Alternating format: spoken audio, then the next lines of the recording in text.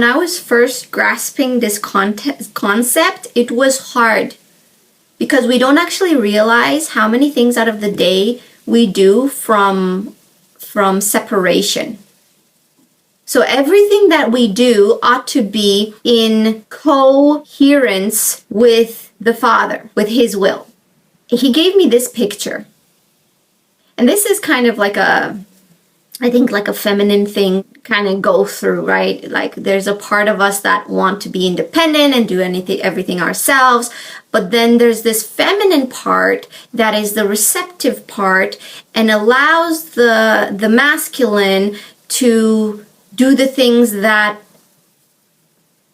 it's like that balance between the two, right? It's like that dance that we are being led. So this is kind of how he showed me. So I'm like, so how am I supposed to live in your will? Like, I want to know what it feels like to always remain in the will. Like, there should be some kind of feeling of the heart because I'm a very intuitive. I feel a lot of things. So there is a feeling. And I was like, God, what is the feeling, Lord? What does it feel like to always be in your will? Because that means always being in rest, right? So not operating out of self-separation, but he showed me this. It's like, it's the moment where you stand beside the car and you wait for the door to be opened for you. I don't do this personally. Okay, I'm not saying that's how I am. Sometimes my husband will do that for me, and it's a very greatly, beautifully, appreciatedly, lovingly. But I don't do this, and I don't expect this. But when it happens, I'm very, oh, it's so nice. Okay, it's so nice. So I'm gonna start blushing now. But what the Father was saying is, I want you to give me time to provide it for you, to show you that I care for you, to show you that I'm thinking about you. So instead of going ahead and operating out of ego and taking that door and opening it for yourself, like, well, I can do everything by myself, operating from that separation, that self-defense mechanism of, oh, nobody cares about me. He's saying, wait a moment for me to gather up the people I need to gather up, the circumstances, the situations, because he makes all things work together for our good. He makes all things work together for our good. Give him time. Give me time to show you that I care for you. And then when he does that, it's like, wow. So don't go ahead and do it out of your own self, because your true heart's desire may not really be that. It's just a surface ego desire thing. But he really knows what is going to satisfy you in the long run and help you develop into the personality, into the character of who you authentically are. So living in that finish line, in the circle of his will, is being authentic and living in authenticity, because that's living in truth, in the truth of who you really are, not in fear, because fear that's what religion, that's the control of religion, is using fear. Fear is also of ego, because it's afraid of losing its own sin consciousness. It's afraid of allowing the Father to come in and heal and take away whatever lie and falsehood is in that trauma, so that trauma will no longer be. It will just come in love. It will just form in this honey of love. And all that you'll see now in it was his love. And that's hard. That's very hard. But the word says that the Father doesn't discipline those he doesn't love. That means I don't like these negative things. What is it? Double negatives. The Father only disciplines those he loves. So be joyful when these things happen, or sometimes it's painful, but it's all to get rid of the ego. Maybe whatever you have to do, your calling or your destiny, has to get rid of that ego before it can truly be authentic and show who you really are as that light, and be that change, and be that authentic self that makes a difference in the world. So you can ask God, is this right for me? Is this thing that I want to go ahead and do, is it right for me? Like, it can go to train yourself in every decision, like in every little decision, and you'll see, but then you'll start to notice his voice more. You'll pick it up. It may be frustrating at the beginning, but this is the challenge. This is what it means to live in his will. So then it'll automatically start to flow. You'll be in a state of habitually living in his will. So that's how you'll know that it's going to be a state of flow. I think I just answered my own questions. What does it mean like to live in, what is the feeling of living in the Father's will? It'll come easily, it'll come with flow, it'll come with ease, it'll come with grace, it'll come with favor, it'll come with unmerited favor. So living in the space of grace. So now we see this whole living in him. Like, what does it mean to live in him? Getting past that finishing line. Although before you even get to the finishing line, as long as you start on the journey of the inward searching of God within you, the kingdom of heaven is within you, that is the beginning of this path. And you develop in it, and your spiritual senses develop in that, and your spiritual muscles develop in that, your spiritual eyes, inner eyes develop in those things. Open the eyes of my heart. And then there's also the aspect of getting rid of these things that are blocking. So like mistruths, lies, programming, religious ideas, that is like a fear tactic for us to close that door, close the inner eyes and say, oh no, I can't see because I might see something bad. Oh, I'm going to cut myself off of the whole thing now. And I'm going to go back into my scaredy cat hole. Religion operates on fear. There's a way that you can do it. You don't just go willy-nilly into the spiritual realm in the name of Yeshua, the name above every other name. You have ultimate power. Why are you afraid? Don't you know that you've been given the authority and power to cast out all these things? You can cover yourself with the blood of Yeshua. Come through the cross.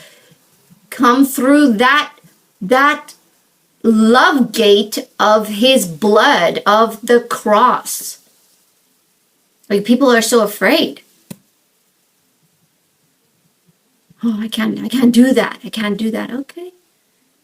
Okay. Maybe you just need some more time until you get to the point of where religion is no longer working. Shout out to all the grandfathers and the grandmothers, these celestial beings of truth, these people of truth that are mature, that see the truth and walk in the truth. And these people are supporting those that also are going on the path of truth. They're encouraging them. They're noticing and speaking out. They're seeing the value in these. So I just want to shout out to these. I love these mature people. And it doesn't mean that you have to be older in age to have this maturity of a grandfather or a grandmother. That space of being in the present moment, of knowing what's important, and remaining in the importance and fully living in the importance of what's going on right now, because that's the important thing. That's the flow of God's Spirit through you, catching those moments and living, focusing. Ego wants to be fast. Ego is like that speeding up time. That person on the sidewalk and everybody is rushing, ego, speeding up time. They can never be in the present moment of the now moment of allowing the Holy Spirit to flow. So these divine fathers and mothers, these grandfathers and these mature people that can recognize these moments, grab them and allow the rushness of the Holy Spirit to flow through you, because living in the moment is living in love and allowing. Love is not a fast thing. Love is a slow thing, and it because it comes through the heart, it has to come slow so that you can truly cherish every moment of that Holy Spirit, that transfer of love to another person, whoever you're talking to, whatever that space is like. Holding that and seeing that in other people, recognizing, being that counsel for others who are, because this is a hard path to go on, this path of truth. There's a lot of opposition. There's a lot of ego selves popping up and saying, oh, you're doing it wrong. This is not how it is. Because ego wants to protect itself, to keep itself ego, and there's triggers. The people in their ego is being triggered by those that are trying to live the path of truth. Dear children, the end of this age is near. This is from 1 John 2:18. You have heard that Antichrist is arising, and in fact, many enemies of Christ have already appeared. And this is how these enemies of Christ, these ego trippers, are trying to come against those that are trying to live on this inward journey path. These anti-Christs against Christs. And it's surprising where these people are actually found. Many enemies of Christ have already appeared. And this is how we know that we are living in the closing hour of this age. Remember, it says in the end, many people will hate each other. There'll be this division. For even though they were once a part of us, they withdrew from us because they were never really of our number. So now this separation, this division is really being seen. It's being highlighted. Who's living in the authentic heart space, coming under the divine will, or who's using God to uphold their own egos? For if they had truly belonged to us, they would have continued with us. But by leaving our community of believers, they made it obvious that they never really belonged to us. 1 John 3:1. The reason the world doesn't recognize who we are is that they didn't recognize him, Yeshua. Beloved, we are God's children right now. However, it is not yet apparent what we will be in the transformation, in immortality, in the fullness of provisioned by the Father. But we do know that when it is finally made visible, we will be just like him. For we will see him as he truly is. We're going to see him because the ones who live in the will of Father see God. 1 John 4:19, we know that the truth lives within us because we demonstrate love in action, which will assure our hearts in his presence. That's how we know we're demonstrating love. We're living through humility and love. That's how we know that we are on the path of truth. And this will reassure our own hearts in meditation in his presence before him. Come boldly before the throne of God to receive grace in your time of need. 1 John 5:17, by living in God, in his will, at that end race, love at the goal of the prize, love has been brought to its full expression in us. Because when there is no more ego, the soul is able to open up to receive a flood of the Father's love that transforms you. Even the same Spirit that raised Christ from the dead lives in you and quickens your mortal body. It transforms you completely into like Christ, so that we may fearlessly face the day of judgment. Judgment means Aramaic. We will have open faces on the day of judgment.